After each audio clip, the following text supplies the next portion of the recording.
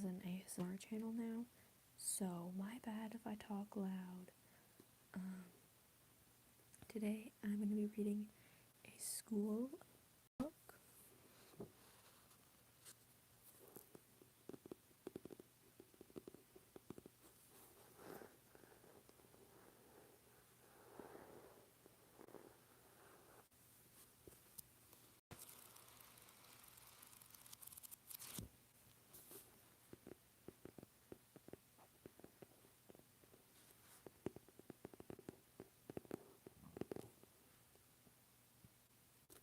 Sorry if you hear my burp, but it happens. I'm a human.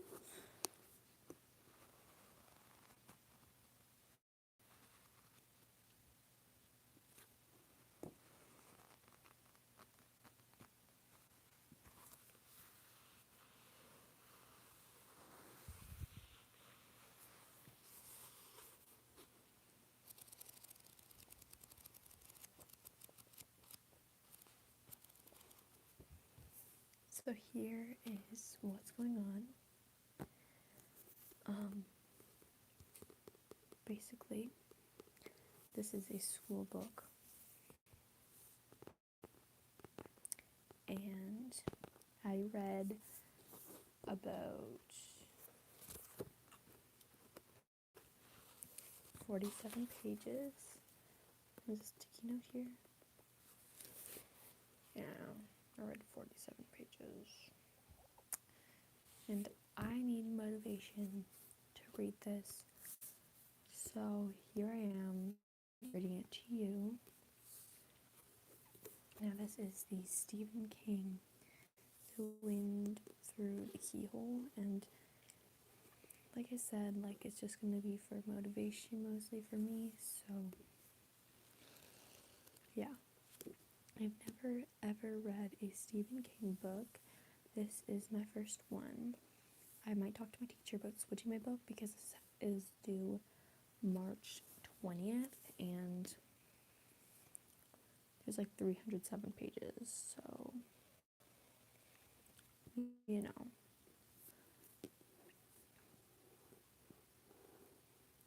But yeah, I'm gonna be reading this, and if you can hear a little thing in my mouth, that's gum, because I like chewing gum. So yeah, this is Stephen King, The Wind Through the Keyhole.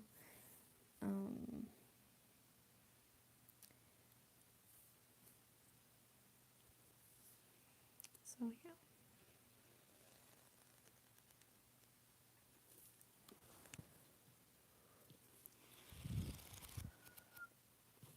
I thought that would sound better, but it definitely doesn't sound good. Okay, I'm gonna get started because I've already procrastinated 50 minutes, so let's begin. Okay. And there's some praise at the beginning. I really don't care about this, so I think I'm just gonna skip it.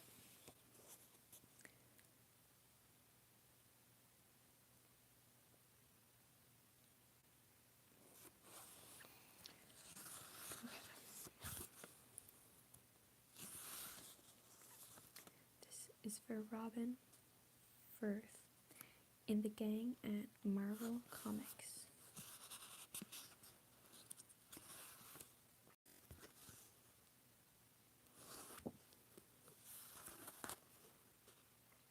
Many people holding this book have followed the adventures of Roland and his band, his quartet, for years, and some may from the very beginning. Others, and I hope there are many newcomers and constant readers alike, may I ask, can I read and enjoy this story if I haven't read the other Dark Tower books?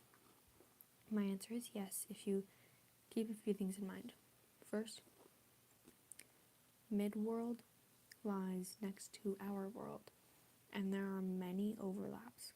In some places, there are doorways between two worlds, and sometimes there are thin places, porous places, where the two worlds actually mingle.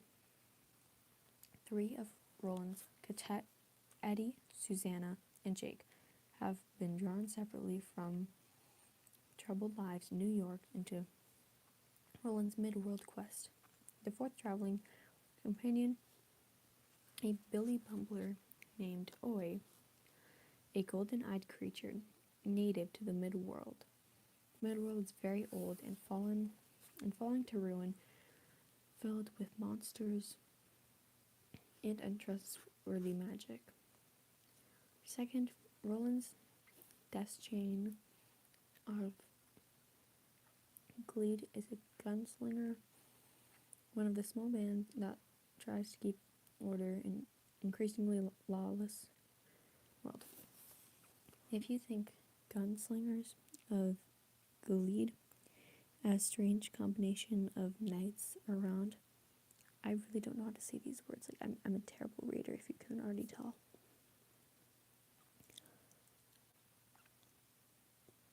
I don't know where I left off. LOL. I'll go from the beginning of the paragraph. Second, Roland's death chain of Gleed is a gunslinger, one of a small band that tries to keep order in an increasingly lawless world. If you think the gunslingers of Gleed a strange combination of knights around and territorial marshals in the Old West, you'll be close to the mark. Most of them, although not all, are descent from the line of Old White King, known as Arthur Eld. I told you there were overlaps in brackets. Third, Roland lived his life under a terrible curse. He killed his mother, who was having an affair, mostly against her will and certainly against her better judgment. For the fellow you will meet in these pages, although it was made by mistake, he holds himself accountable and unhappy. Gabrielle Deschain's death has haunted him since his young manhood. These events are fully narrated in the Dark Tower cycle. But for our purposes here, I think it's all you have to know. For long-time readers, this book should be shelved between Wizard and Glass and Wolves of Kala, which it makes, I suppose, Dark Tower 4.5. As for me, I was delighted to discover my old friends with little the more to say. It was a great gift to find them again, years after I thought the stories were told. And this is what Stephen King said, September 14, 2011. Anyways, now we're on to this story. I think it's Dark Blast.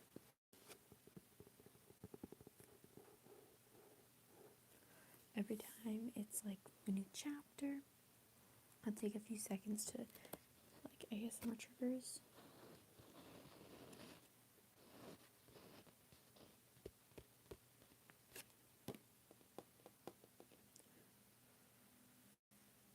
I always think blowing on it will make it sound good, but it never does.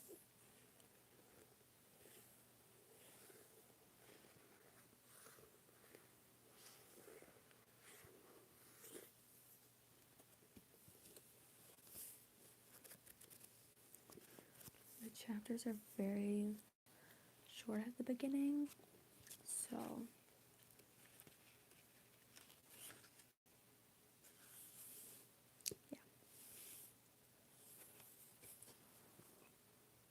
yeah. Alright, here we go. Stark Blast 1. During the days I left the Green Palace, that wasn't Oz after all, but which now the tomb of the unpleasant fellow, Roland Scotty, known as the Tick-Tock Man. The boy Jake began to range farther and farther ahead of Roland, Eddie, and Susanna. Don't you worry about him, Susanna asked Roland. Out there on his own, he's got Oi with him, Eddie said, referring to the Billy Bumbler who had adopted Jake as a special friend. Mr. Oy gets along with nice folks all right, but he's a mouthful of sharp teeth for those who aren't so nice. As a guy, Gasher found out his sorrow. Jake also father is his father's gun, Roland said, and he knows how to use it. He knows very well, and he won't leave the path of the beam. He pointed overhead with his reduced hand, the low-hanging sky, and mostly still, but a single corridor of clouds moved steadily southeast toward the land of Thunderclap. If the note left behind them for them by the man who styled himself RF had told the truth, toward the Dark Tower. But why? Susanna began, and then her wheelchair hit a bump. She turned to Eddie. Watch where you're pushing me, sugar.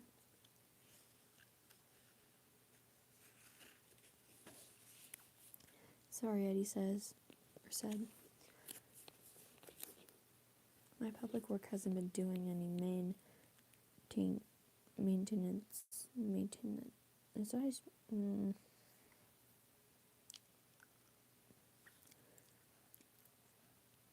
Public Works hasn't been doing any maintenance along the stretch of the turnpike lately. Must be dealing with budget cuts.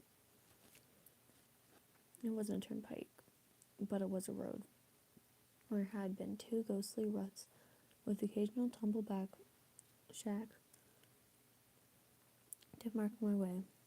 Earlier that morning, they had even passed an abandoned store with a barely readable sign. And the sign says, Tooks Outland Mercantile.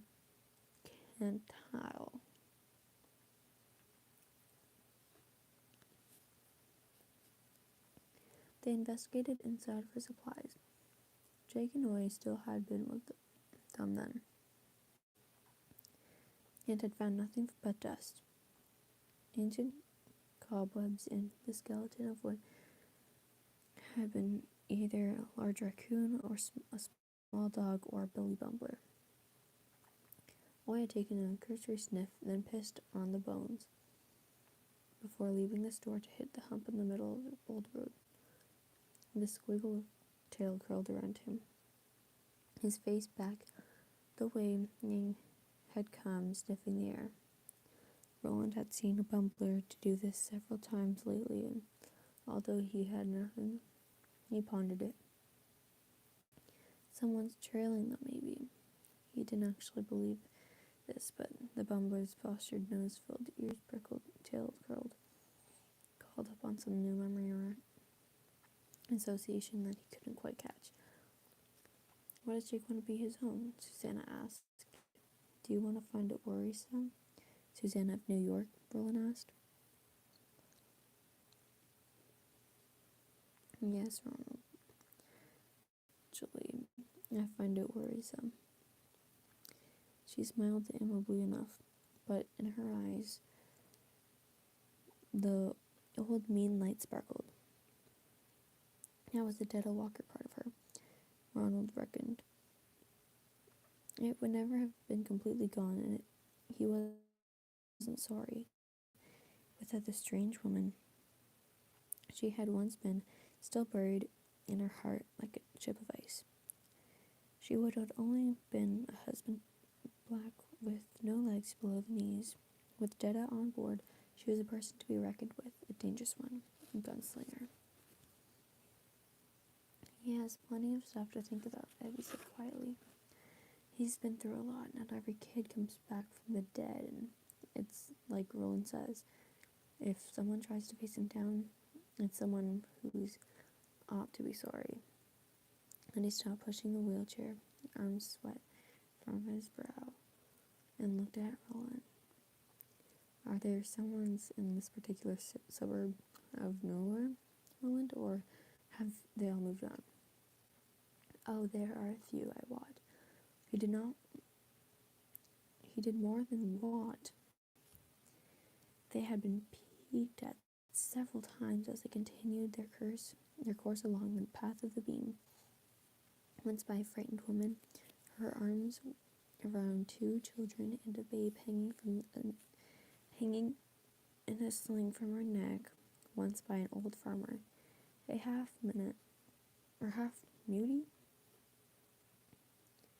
with a jerking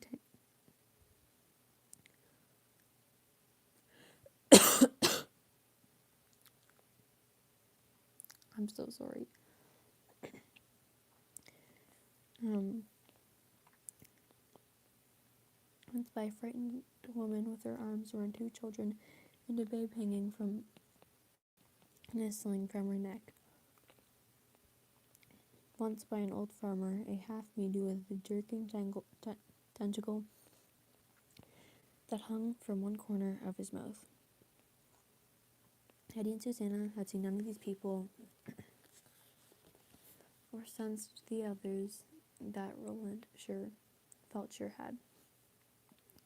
From the safety of woods and high grasses marked their progress. Eddie and Susanna had a lot to learn.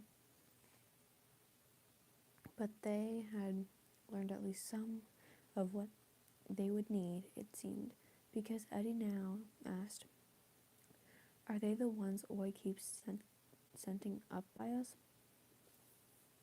"I don't know," Roland thought of adding when he was sure something else was on Oi's strange little bumper mind, and decided not to. The gunslinger had spent lots of years with no conceit, and keeping his own counsel had become a habit. Once he would have to take a break if the tide was to run strong, but not now, not this morning. "Let's move on," he said. "I'm sure we'll find Jake waiting for us up ahead." Alright, now we're on chapter 2. I need to, see, the chapters are so freaking short. This is chapter 3, and then it goes to 4, so it's, kind of crazy that way. But then, a little bit later, there's no more chapters. It's just, a new, I guess, section of the book. And then there's, no chapters at all, so, it's like that.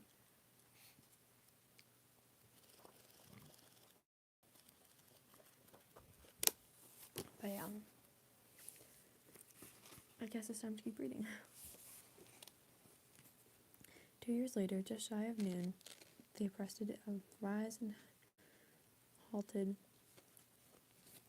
looking down at a wide, slow-moving river, gray as pewter beneath the overcast sky. On the northwestern bank, their side was in barn-like building. Oh, sorry. It was a barn-like building. My bad. I'm pretty dumb. So on the northwestern bank, their side was a barn-like building painted a green so bright it seemed to yell at the muted day.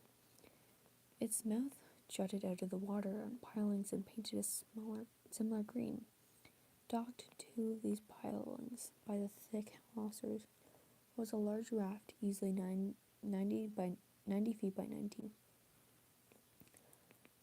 painted in alternating stripes of red and yellow. A tall wooden pole that looked just like a mast jutted from the center, but there was no center to the sail. Several wicker chairs sat in front of the pole, facing the shore next to the side of the river. Jake was seated in one of these. Next to him was an old man in a vest, straw hat, baggy green pants, and long boots. His top half he wore a thin white garment, the kind of shirt Roland thought of as a slinkum. Jake and the old man appeared to be eating well-stuffed popkins. Roland's mouth sprang water at the sight of them. Oi was beyond them, at the edge of the circus painting raft, looking rapidly down at his own reflection. Or perhaps at the reflection of the steel cable ran overhead, spanning the river. Is it the Y? Susanna asked Roland. Yar, Eddie grinned. You say why? I say why not? He raised one hand and waved it over his head. Jake! Hey, Jake! Oi! Jake waved back, and although the river and raft moored at its edge were still a quarter mile away. Their eyes were uniformly sharp, and they saw the white boy's teeth as he grinded. Susanna cupped her hands around her mouth. Oi, oi, to me, sugar, come see your mama.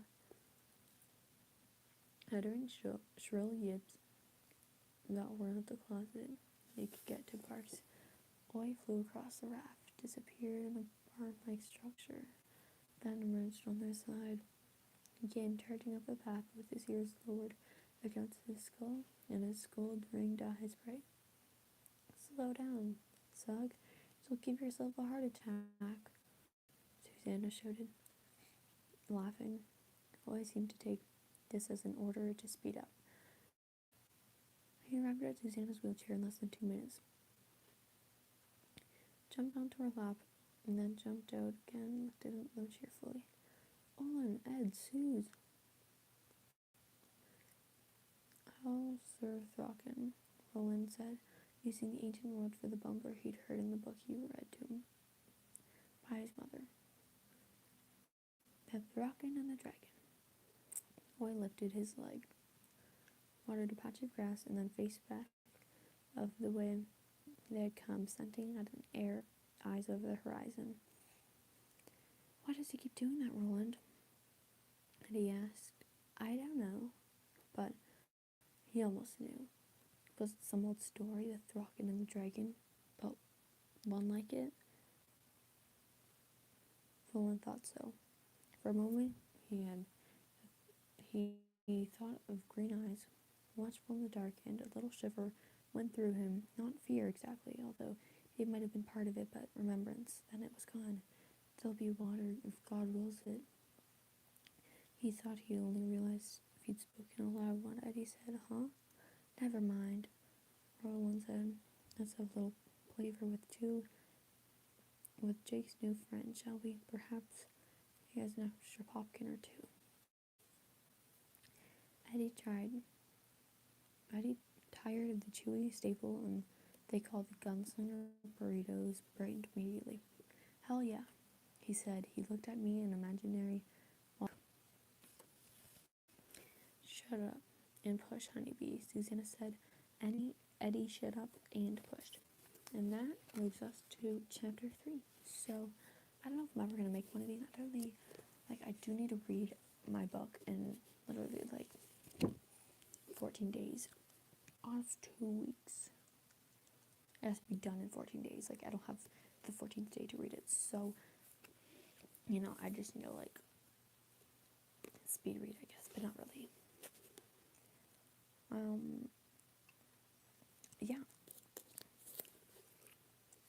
Yeah. Thanks for watching my live. Later, dude.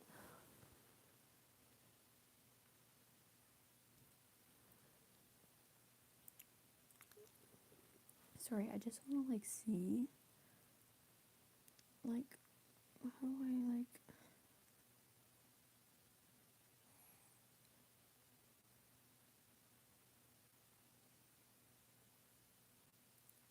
Okay, bye.